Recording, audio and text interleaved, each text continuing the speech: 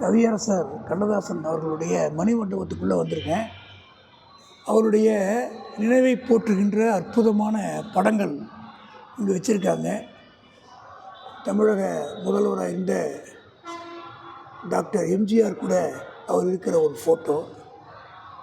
இங்கே அவருடைய வாழ்க்கை குறிப்பு முழுமையாக எழுதியிருக்காங்க. முதல் கவிதை 1944 முதல் கவிதை. 1944 திருமகள் பத்திரிகையில் ஆசிரியராக இருந்திருக்காரு. 1945-46 திரை ஒளி மேதாவின்னு ஆசிரியராக இருந்திருக்காரு. 49 சண்டமாருதம் ஆசிரியர். 1949 திரைப்படத்துறை பயிற்சி. அவருடைய வனவாசம் புத்தகத்தை படிச்சிருக்கேன். ஒரு தடவை இல்லை, பல தடவை படிச்சிருக்கேன். அந்த அளவுக்கு ஒரு சுயசரிதை எழுதுறது இந்தியாவில் ஒரு பழக்கம் கிடையாது.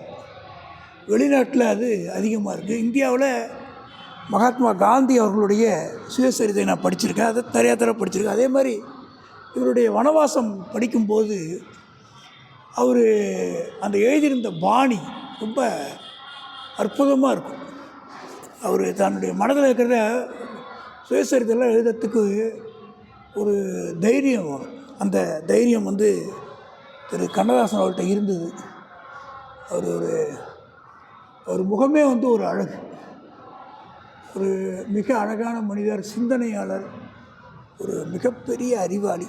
தமிழகம் கண்ட பெரிய தமிழ் பொக்கிஷம். அப்போ முதல் வசனம் 1951 ரத்தின தீபம் வங்கமொழியிலேருந்து தமிழ் டப்பிங் பண்ணது. முதற்காவியம் 52லேருந்து 53 டால்மியா பெயர் மாற்ற போராட்டத்தில் ஈடுபட்டு சிறையில் இருந்தப்போ மாங்கனி. திரைப்படம்லாம் தயாரித்தார். தென்றல் நாளிதழ் துவக்கம், தமிழ் தேசிய கட்சி, அதிலேருந்து தென்றல் நாளிதழ் தொடங்கினார். 1970 சிறந்த பாடலாசிரியர் விருது, மத்திய மாநில அரசு விருது, நிறைய விருதுகள் வாங்கியிருக்காரு. இங்கே பாருங்கள், கவியரசரை பாராட்டும் முன்னாள் தமிழக ஆளுநர் பிரபுதாஸ் பட்வாரி. இங்கே எம்ஜிஆர் அவர்கள், புரட்சித் தலைவர் எம்ஜிஆர் அவர்கள் சால்வு அணைச்சி பாராட்டுறாரு. ரஷ்ய நாடு போயிட்டு வந்த உடனேயும் புரட்சித் தலைவர் அவரை பாராட்டி வரவேற்கிற காட்சி.